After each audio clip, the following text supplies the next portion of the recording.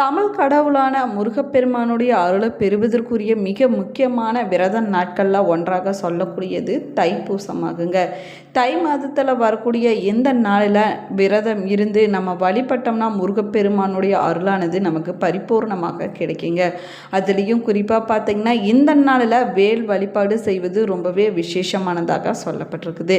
தைப்பூச திருநாள் ஏன் இத்தனை சிறப்பு மிக்க நாளாக சொல்லப்படுது? இந்த நாளில் விரதம் இருந்தோம் நமக்கு என்ன மாதிரியான பலன்கள் கிடைக்கும் என்பதை பற்றி தான் இந்த பதிவில் நம்ம விரிவாக பார்க்க போகிற வீடியோவை ஸ்கிப் பண்ணாமல் முழுசாக பாருங்க. அப்போ தான் நம்ம போடக்கூடிய ஒவ்வொரு வீடியோவுமே உங்களோட நோட்டிஃபிகேஷனாக வந்து சென்றடையும். நம்ம சேனலை இப்போ தான் ஃபர்ஸ்ட் டைம் பார்க்குறீங்க அப்படின்னா நம்ம சேனலை சப்ஸ்கிரைப் பண்ணலன்னா சப்ஸ்கிரைப் பண்ணிக்கோங்க. கூடவே இருக்கிற பெல் ஐக்கானையும் ப்ரெஸ் பண்ணிக்கோங்க.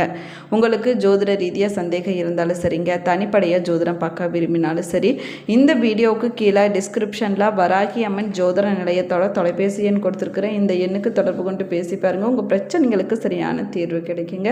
வாங்க வீடியோக்குள்ளே போகலாம். உங்களுக்கு முருகப்பெருமான் பிடிக்கும் அப்படின்னா கந்தன் பாதம் கனவிலும் காக்கும் ஓ முருகா போற்று என்ற வாசகத்தை மறக்காமல் கமெண்ட் பாக்ஸில் 3 முறை பதிவிடுங்க.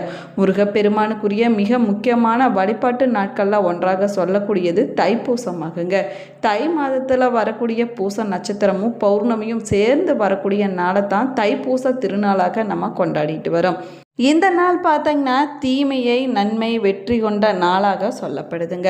உலகம் முழுவதிலையும் இருக்கக்கூடிய முருக பக்தர்கள் இந்த நாளில் விரதம் இருந்து பக்தியுடன் தங்களுடைய வேண்டுதல்களை நிறைவேற்றுவதை வழக்கமாகவே வச்சிருக்கிறாங்க.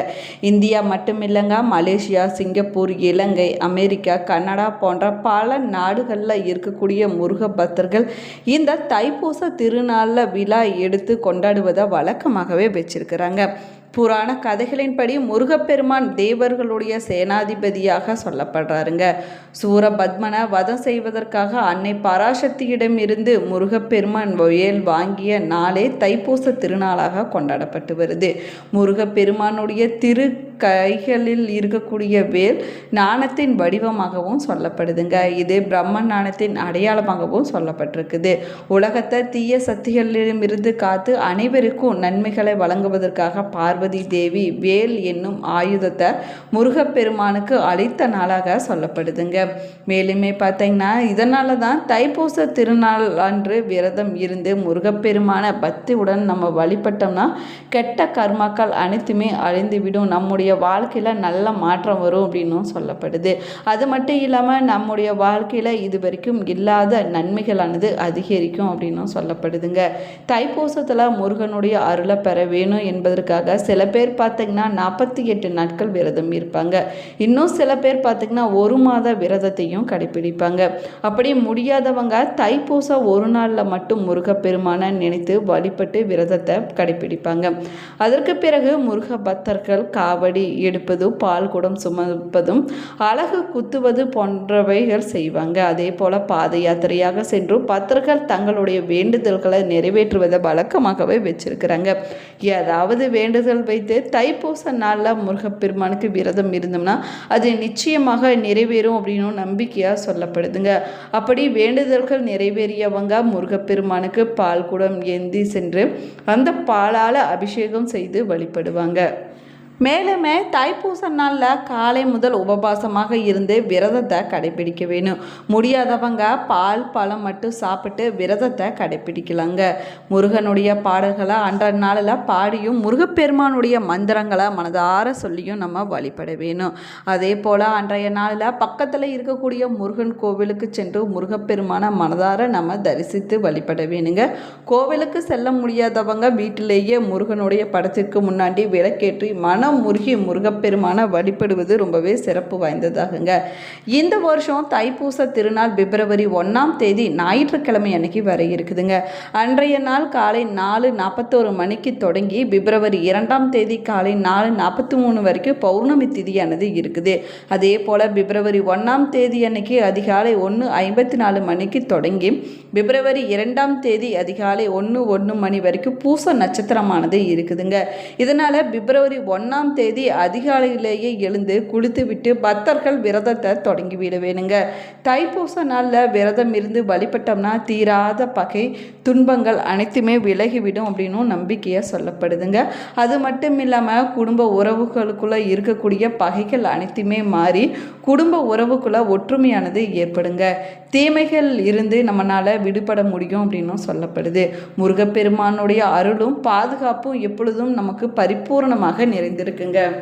நம்ம எல்லாத்துக்குமே தைப்பூசம் அப்படின்னா முருகப்பெருமான் பார்வதி தேவியிடம் வயல் வாங்கிய சிறப்பு நாள் அப்படிங்கிறதாங்க தெரியும். முருகப்பெருமானுக்கு இந்த விசேஷமான நாளில் நம்ம விரதம் இருந்து வழிபட்டோம்னா முருகனுடைய ஆசை நமக்கு பரிபூர்ணமாக கிடைக்குங்க. ஆனால் உண்மையில் இந்த நாள் முருகப்பெருமானுக்கு மட்டும் இல்லைங்க, மற்ற கடவுள்களுக்கும் சிறப்பு வாய்ந்த நாள் அப்படிங்கிறது நம்ம நிறைய பேர்த்துக்கு தெரியறதே இல்லைங்க. தைப்பூசத்தினுடைய சிறப்புகள் என்ன அப்படின்னு பார்க்கலாம் வாங்க. தைப்பூசம் முருக வழிபாட்டுக்கு மட்டும் இல்லைங்க, சிவ வழிபாடு, சக்தி வழிபாடு, குரு வழிபாட்டுக்கு உகர்ந்த நாளாகும். அதனால தான் தைப்பூச நாளில் எந்த தெய்வத்தை வழிபட்டோம்னாலும் அளவில்லாத பலன்கள் கிடைக்கும் அப்படின்னும் சொல்லப்படுது. இந்தியாவில் மட்டும் இல்லைங்க, இலங்கை, சிங்கப்பூர், மலேசியா, மொரீசியஸ் நாடுகளில் இந்த விழாவானது கோலாகலமாக கொண்டாடப்படுது. தைப்பூச திருநாள் அன்னைக்கு எல்லா முருகன் தலங்கள்லையுமே முருகப்பெருமான் திரு வீதி உலா வரக்கூடிய நிகழ்ச்சியானது நடைபெறுமாங்க. மேலுமே பௌர்ணமி திருநாள் அன்னைக்கு முழு நிலவு சமயத்தில் பூச நட்சத்திரம் வரும்போது சிறப்பு வழிபாடுகள் செய்வதே தைப்பூசத்தினுடைய முக்கிய நிகழ்வாகவும் சொல்லப்பட்டிருக்குது. தைப்பூசத்தன்னைக்கு முருகன் நரகாசுரனை வதம் செய்த நிகழ்வு ஒரு சிறப்பு வாய்ந்தது இன்றுமே பழனியில் கொண்டாடப்பட்டு வருதுங்க. ஆண்டிக்கோலத்தில் பழனி மலை மீது நின்றிருக்கக்கூடிய முருகனுக்கு அன்னை பராசக்தி தன்னுடைய சக்தி முழுவதையும் ஒன்று திரட்டி ஞானவேல் வழங்கியதும் இந்த தைப்பூச திருநாளில் தான் அப்படின்னு புராணங்களில் சொல்லப்பட்டிருக்குதுங்க. வள்ளலார் ராமலிங்க சுவாமிகள் ஒரு தை மாத வெள்ளிக்கிழமை பூச நட்சத்திரத்தில் தான் சமாதியானாராமங்க.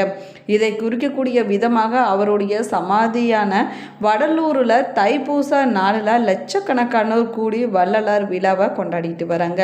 வடலூரில் தைப்பூச நாளில் பிரம்மஞான சபையில் அதிகாலை 7 திரைகள் விளக்கி ஜோதி தரிசனமானது நடைபெறுங்க.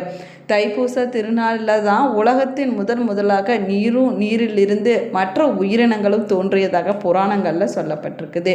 அது மட்டும் இல்லாமல் முருகப்பெருமான் வள்ளி பிராட்டிய தைப்பூச திருநாளில் தான் திருமணம் செய்து கொண்டாராமாங்க.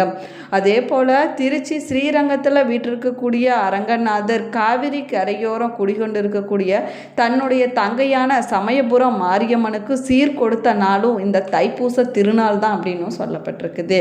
அதே போல் நெல்லையில் இருக்கக்கூடிய தாமிரபரணி நதிக்கரையில் நெல்லையப்பரை நினைத்து விரதம் இருந்த காந்திமதியம்மன் தைப்பூச திருநாளில் தான் நெல்லையப்பருடைய அருளை பரிபூர்ணமாக பெற்றாங்களாமாங்க.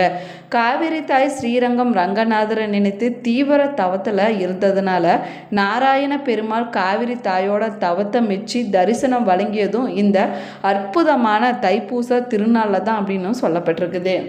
மட்டும் இல்லாமல் தைப்பூச நாளில் தான் ஞானசம்பந்தர் மயிலாப்பூரில் பாம்பு கடித்து இறந்து போன பூம்பாவை என்ற பெண்ணை அஸ்தி கலசத்தில் இருந்து அந்த பெண்ணை உயிரோடு எழுந்து வரும்படி பதிகம் பாடி உயிர் கொடுத்துருக்கிறாரு அப்படின்னும் சொல்லப்பட்டிருக்குதுங்க. இதை மயிலை புராணம் அப்படின்னும் அழைக்கிறாங்க. இந்த சன்னதியில் மயிலை கபாலீஸ்வரர் ஆலயத்தில் கொடிமரம் பக்கத்தில் அமைஞ்சிருக்குதுங்க. தில்லை நடராஜர் பார்வதியுடன் நடத்திய ஆனந்த நடனத்தை தில்லை சிதம்பரத்தில் பதாஞ்சலி முனிவர் ஆதிசேஷ அம்சம் அவருங்க வியாக்குரபாதர் புலிக்கால் முனிவர் ஜனம் முனிவர் இவர்களும் தில்லைவாழ் அந்தணர்கள் 3000 பேர்களும் 30 முக்கோடி தேவர்களும் இந்த தைப்பூச நாளில் தான் கண்டு கழிச்சிருக்கிறாங்க அப்படின்னும் சொல்லப்படுது. தைப்பூசம் என்பது முருகப்பெருமானை நம்ம வழிபட்டு அவருடைய அருளை பெறுவதற்கு மிக முக்கியமான நாளாகுங்க. உண்மையான பக்தியோடும் நம்பிக்கையோடும் முருகப்பெருமானை நம்ம சரணடைந்தோம்னா முருகப்பெருமான் தன்னுடைய அருளை அள்ளி அள்ளி கொடுப்பாரு. நடக்கவே நடக்காது என்ற விஷயத்தை கூட நடத்தி கொடுப்பார் அப்படின்னு நம்பிக்கையாக சொல்லப்படுதுங்க. தை பிறந்தால் வழி பிறக்கும் அப்படின்னு சொல்லி நம்ம கேள்விப்பட்டிருக்கிறோங்க. அத்தகைய மகத்துவம் நிறைந்த இந்த தை மாத பூச நட்சத்திரம் அமையும் இந்த தைப்பூச திருநாள் முருகப்பெருமானுடைய பேரூரில் கிடைக்க வழிவகுக்கும் அப்படின்னு சொல்லப்படுது. இந்த தைப்பூச நாளன்னைக்கு முருகப்பெருமான கண்குளிர தரிசனம் செய்வதும் பால் பொங்குவது போல இல்லத்திலையும் உள்ளத்திலையும் மகிழ்ச்சி பொங்குமாங்க. முருகப்பெருமான் நிகழ்த்திய அற்புதங்கள் பல ஆயிரம் இருக்குதுங்க. தை மாதத்தில் வரக்கூடிய பௌர்ணமியும் பூச நட்சத்திரமும் ஒன்று சேர்ந்து வரக்கூடிய இந்த நாள் தான் தைப்பூச திருநாளாக சொல்லப்படுது.